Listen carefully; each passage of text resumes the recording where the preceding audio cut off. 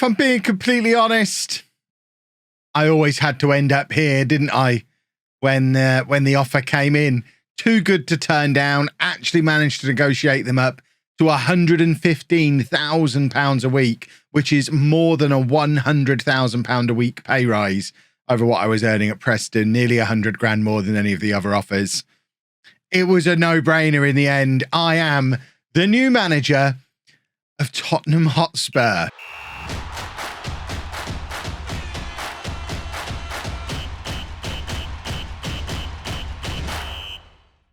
Hello, folks, and welcome to Club 3, Part 1 of Non-League to Legend. I'm Kev, and coming up on today's episode, we are going to find out what we've let ourselves in for here at Spurs. Here is your breaking news confirmation. Tottenham Hotspur have hired Chapman in a move that's sure to spark plenty of heated debate.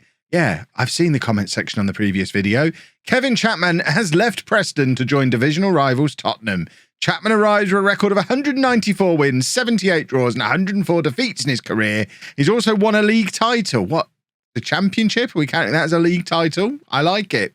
His first game in charge will be against Preston in the Premier League in just a couple of days' time. Questions will be raised as to why Chapman made the decision to take up a different job within the same division. Again, let's have a look at today's comment section. I think it'll confirm that. But he'll face pressure to bring immediate success to the Tottenham Hotspur Stadium, given his former employers and previous standing. Adrian Mutu was considered to be the favourite for the job, but it's unclear whether the club favoured Chapman all along. Of course they did. I turned down Real Sociedad. I'd actually already turned down Hertha Berlin as well before Spurs came back in again. Preston are obviously looking for a new manager. And this was a key part of the decision. This was the only club Michael Gash wanted to come to. So me and Gashy get to stay together. Kevin Chapman has brought Michael Gash to Tottenham with him from Preston to join his backroom team. And there's a few bits of history of my career so far, including apparently that I prefer to use a 4-4-2 narrow diamond, which I do in general across all my saves. I don't think I have in this save. So where's it getting that from? Is it looking at my other saves to see what... I'm a bit confused about that comment. I don't know if that's a clue as to maybe what we should be doing here at Spurs. Tottenham have been disappointing in the Premier League so far this season and find themselves in 16th place and have lost 4 of their last 5 games in the league. So media thought it was going to be a 6th place finish this season. Obviously, it hasn't gone to plan. We'll have a look in a minute how things have gone over the last few seasons for Spurs. It looks like the game is really trying to lean me towards playing a diamond, which I'm not necessarily against doing. It's really interesting to see that Harry Kane is still here. He must be thousands of years old at this point. Also interesting to see Tall alongside him, who is a player I tried to sign for Preston a couple of years ago and has obviously developed quite well to now find himself in this Spurs team. What I'm looking at when I see that best 11 is just the one new gen face, despite the fact it's what, 2030, 2029, 2030, which does scream, this is a bunch of old men. There is a rebuild job here for us.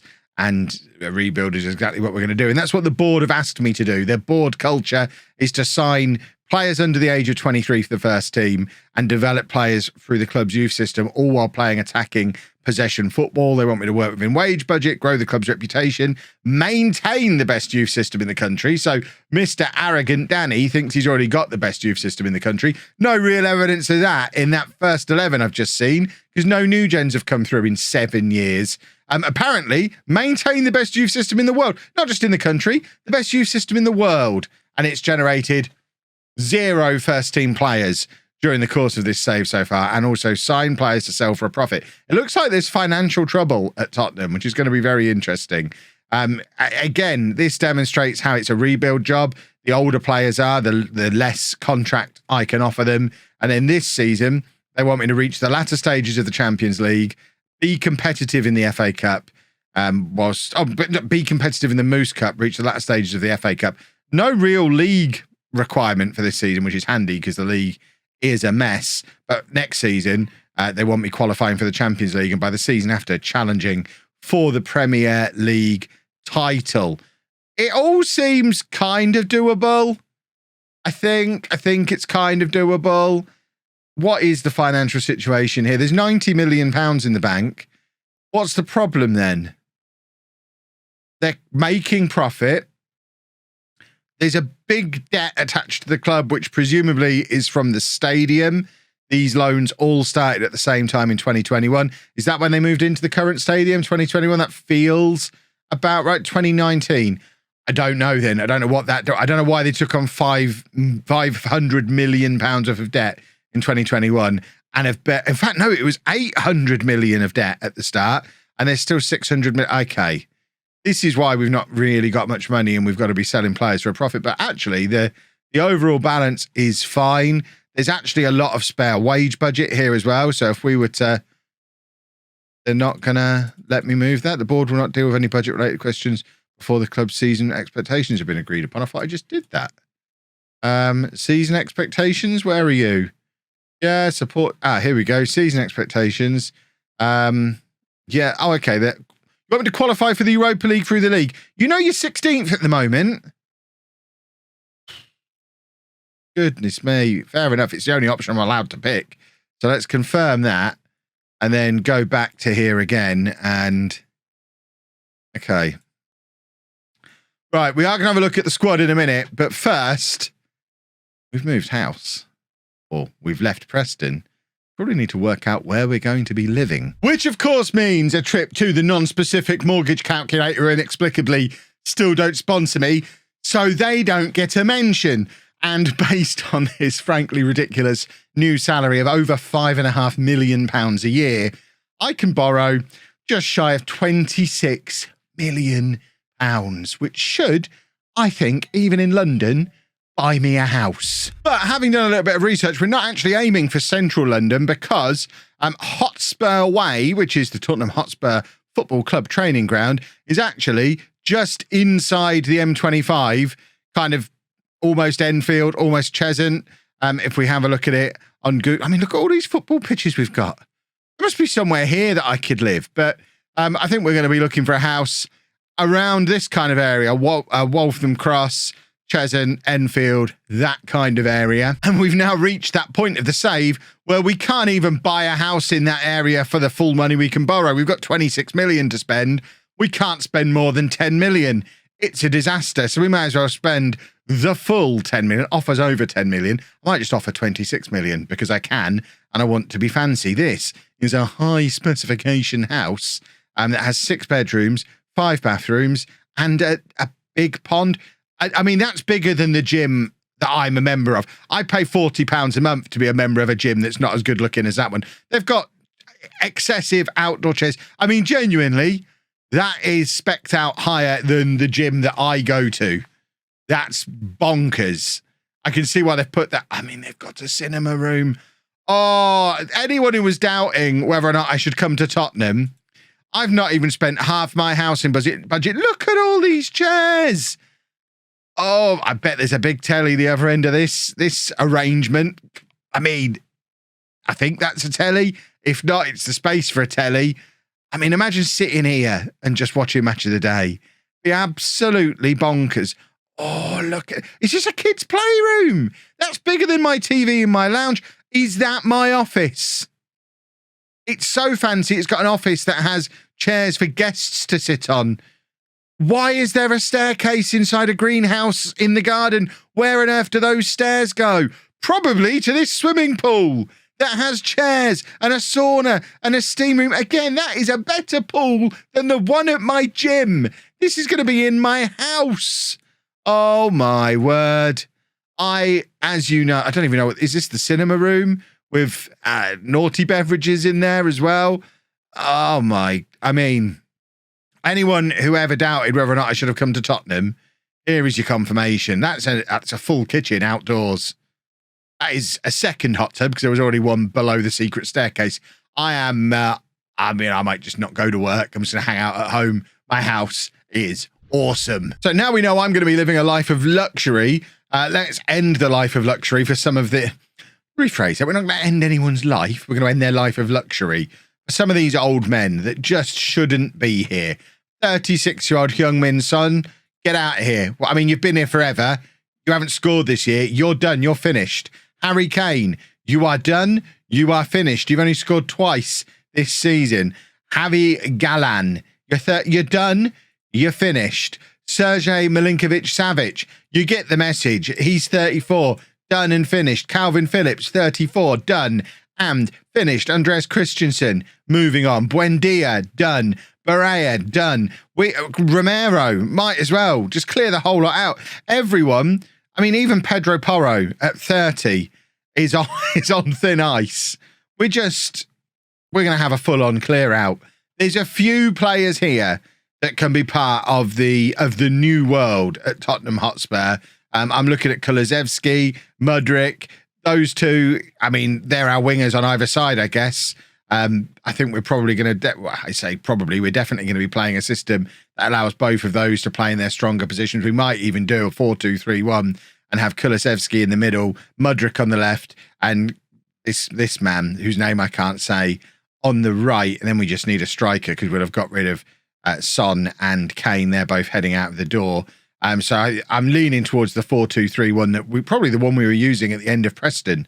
But there's so much that needs to be done. It is the start of December, so we have got a lot of football matches before the transfer window opens. Genuinely could be sacked before the transfer. 1, 2, 3, 4, 5, 6, 7, nearly a quarter of the season to play before the transfer season opens.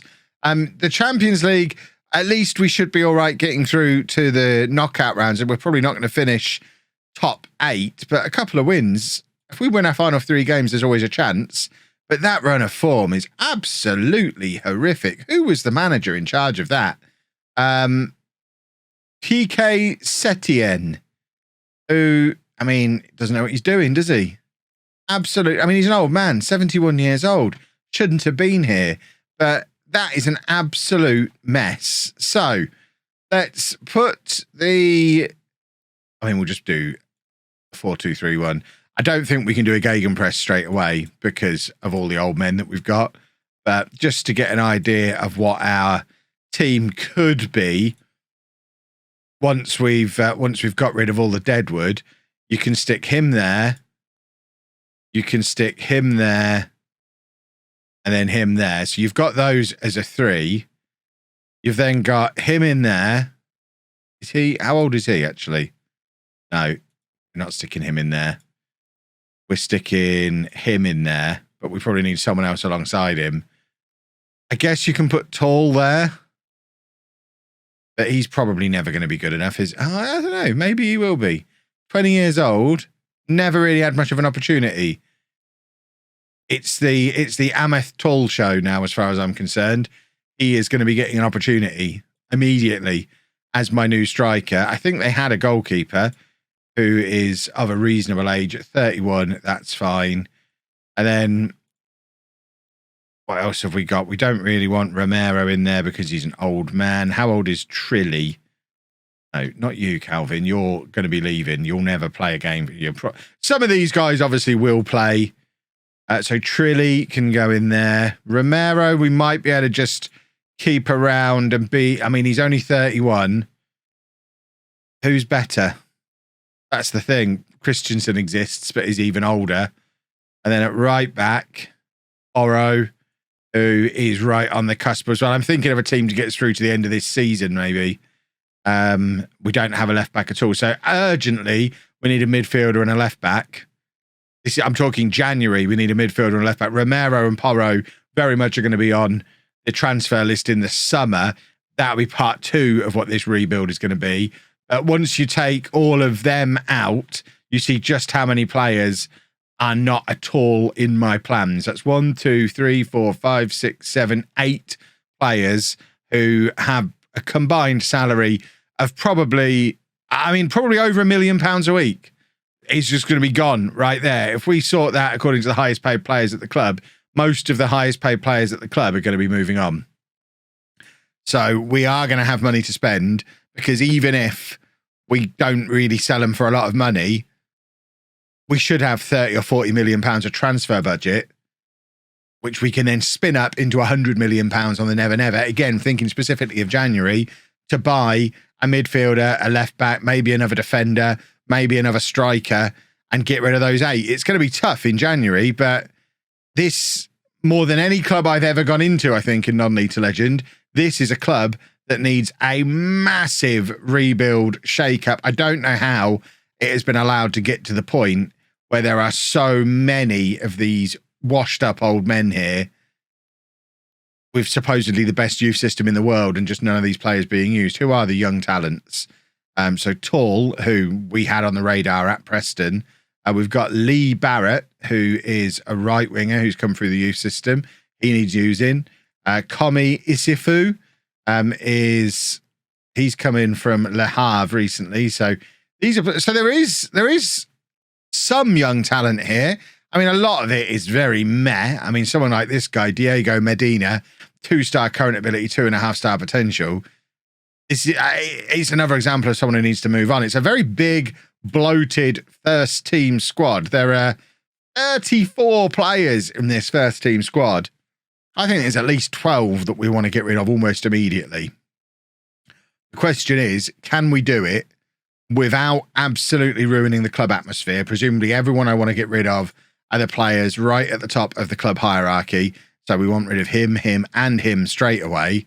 And then a few more from the highly influential players as well. This has the potential to get pretty messy pretty quickly. We're going to be taking some massive risks, and either they will work and we'll win the Champions League with this club, or they won't work and I won't make it to the end of the season. And at the moment, I don't know which way it's going to go, but it's going to be a lot of fun finding out. And you're not going to want to miss the next episode because our first match is against our old club, Preston. What a test. First game up. If you've enjoyed that, please make sure you leave a nice big thumbs up on there for me. Subscribe to the channel for daily Football Manager videos. And thank you very much for watching.